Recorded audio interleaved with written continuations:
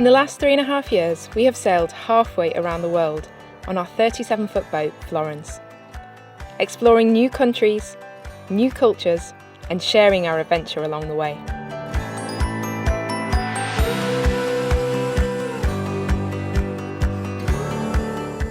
It's time to say goodbye to Indonesia and turn our bows north, through squalls and calms, back across the equator, into the northern hemisphere.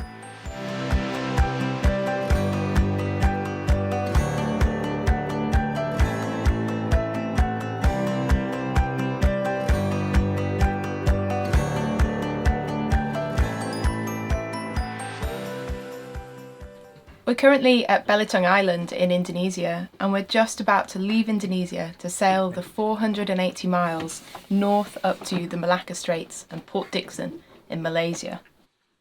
That 480 miles is through an area of light winds, squalls and lots of thunderstorm activity, as well as lots of unlit fishing boats, fishing platforms and nets. Along the way we're going to cross over the equator back into the northern hemisphere, and then all we've got to do is sail up the notorious Malacca Straits without getting run over by a container ship, and we're home and dry. Piece of cake.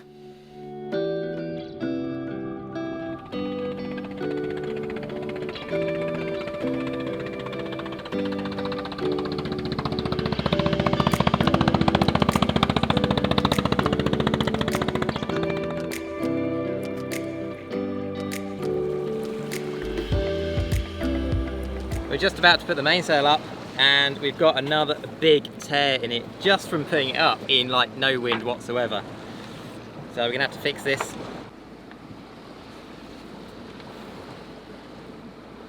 So we just stuck a patch on both sides this time. We're not gonna stitch it because we're worried about putting a line of holes, which is kind of like a tear here line up the back edge of the sail. But hopefully that should stay stuck and hold it till we get there.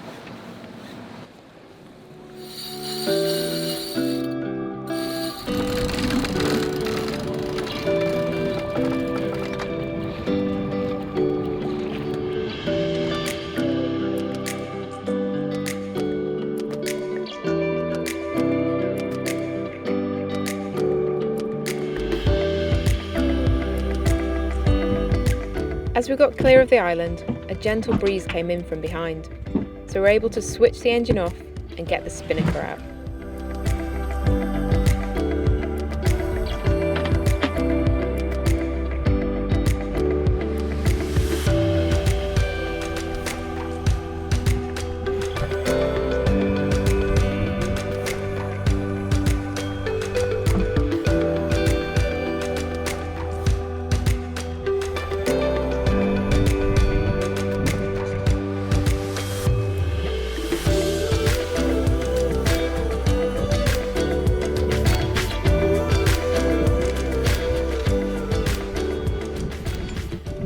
Florence's spinnaker is pretty easy to handle.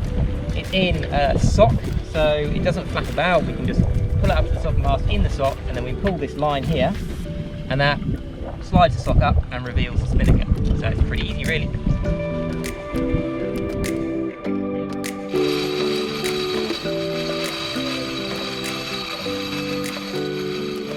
Okay, that's 130. Ready? Go now.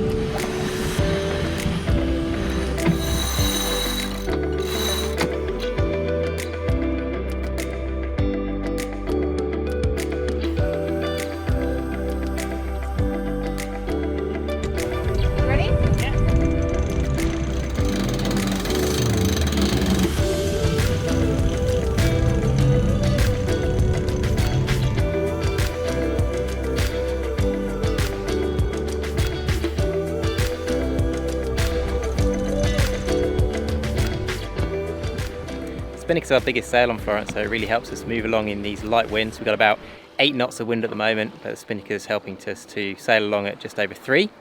Without that, with just the genoa, well, the genoa would be blanketed behind the mainsail on this angle of sail, so it wouldn't be doing very much good, and it's a lot smaller, so it would be going a lot slower.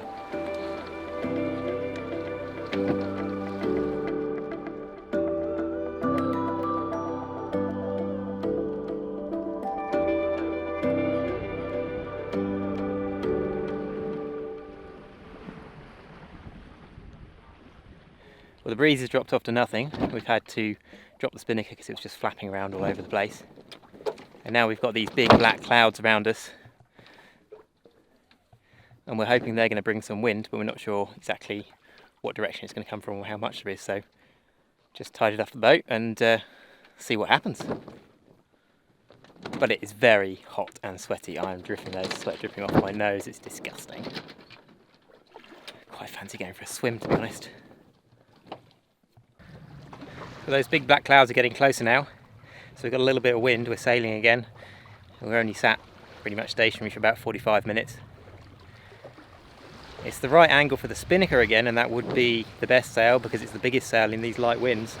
But because we're not sure what these big black clouds are going to bring, we're just sailing along with the genoa, slightly slower, but if the wind really does pick up and we get a big squall from some random direction, it's really easy to furl the genoa. We just pull a line, whereas for the spinnaker we've got to go up on the foredeck, pull the snuffer down, drop it, and it takes longer. So this is a safer, slower, but safer sail plan for these conditions.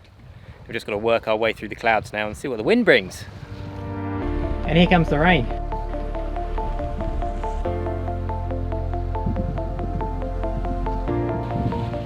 We've got 9 knots of breeze now, which is beautiful sailing. Florence is going along about 4.5 knots. But behind us and to the side of us, there are massive black clouds. So this is great. I'm sure they're giving us some of this wind, but I don't know how long it's going to continue for.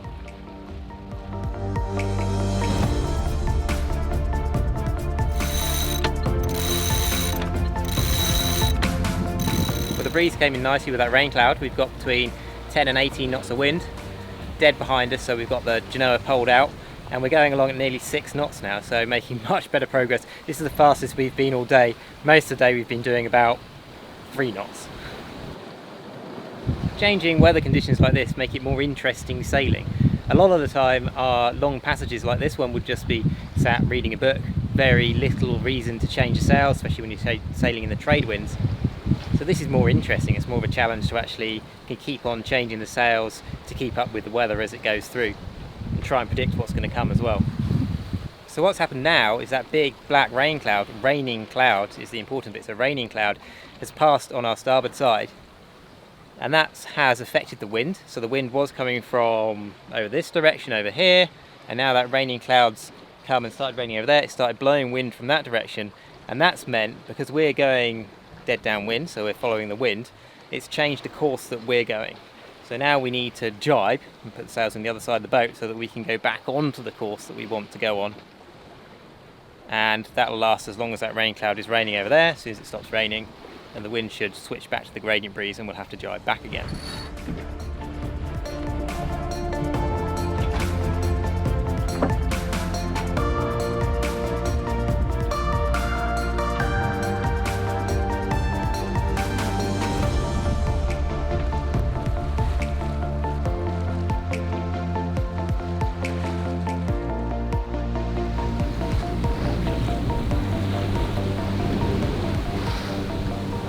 We had a big squall that came through this morning which gave us about 30 knots, but that's all died off now and we've got the spinnaker back up and we're just approaching the equator.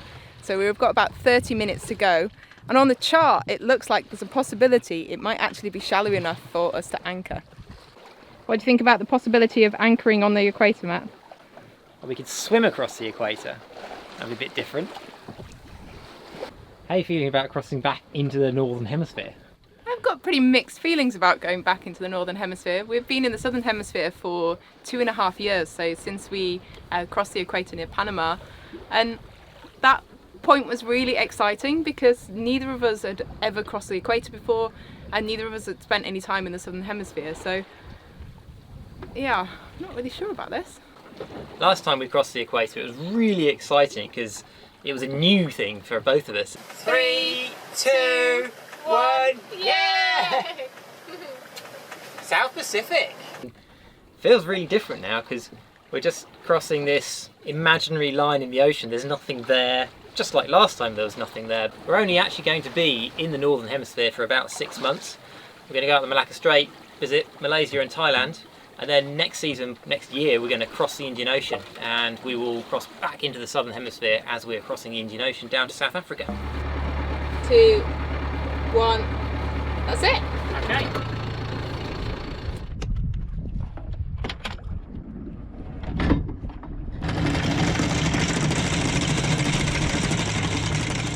Oh yeah. How's that for precision anchoring? Smack bang on the equator. If only you could do that when we're trying to anchor between two boats. Awesome. Cool. Let's go for a swim. Yeah. So do you want to toast Neptune before or after the swim? Toast him first for permission and then go, so he doesn't send a sea monster to munch us on the way. Bit more for Neptune, we want good weather. Alcohol's pretty precious on board Florence, we don't have much of it, but it's traditional to give some to Neptune, or give him some token on passing the equator, to get his permission and to have good calm seas and the right weather. Hurry up, it's raining! Last time we gave him a gin and tonic, we think maybe he wasn't a gin and tonic man, because we almost got forced by the weather to go back north of the equator again. We're going back over the equator? They're not going back over the equator. Maybe Neptune's more of a rum punch man. Yeah, wind's disappearing, forcing us back north. So this time, it's a glass of rum. We reckon all sailors like rum. I don't really like the Bundaberg rum, to be honest. Don't tell Neptune that. It's all right, water. Sorry, down. Neptune. Right, here's to Neptune. Cheers to the Northern Hemisphere. Cheers to the Northern Hemisphere. Cheers.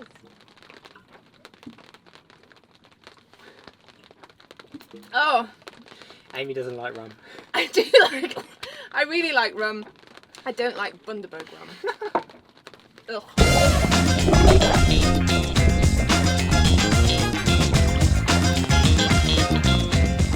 Cheers, Neptune. There's like a knot and a half of current running, so we're gonna have to drift across the equator as Florence spins. I think we might have to try whiskey next time because it's already raining.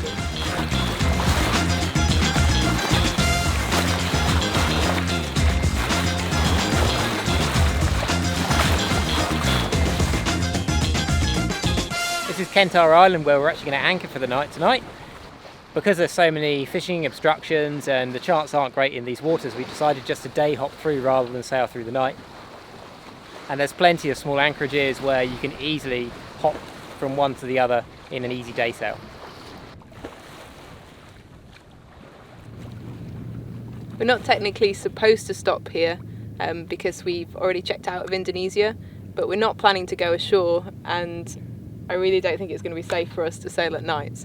We've decided that it's a fair thing to stop for safety. And a good night's sleep.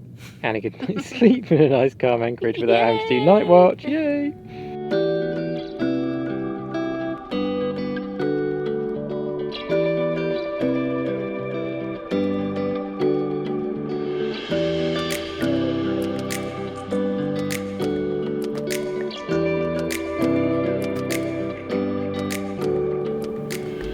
Beautifully calm anchorage, but from where I'm here, I think we counted 40 of these fishing platforms going in the direction that we're heading.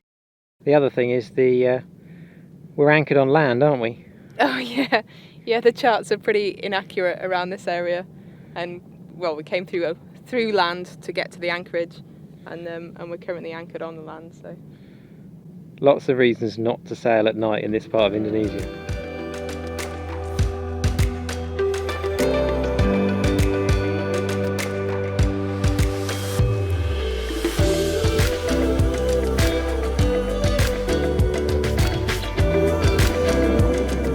Next time we face squalls, lightning storms and one of the busiest shipping lanes in the world as we sail up the Malacca Strait to...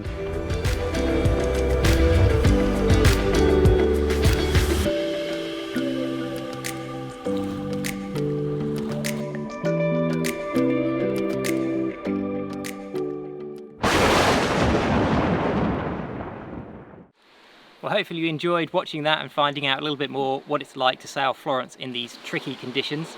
And to be honest, it doesn't get any easier in the next episode when we sail further north on past the equator. We want to say a huge thank you to everybody who supports the making of these videos, especially to our star patrons, Alan Becky, Kate and Peter Adkins, Rob and Rima, Joshua Baxter, and John Bowler. thanks guys, we really appreciate your support, it makes a real difference.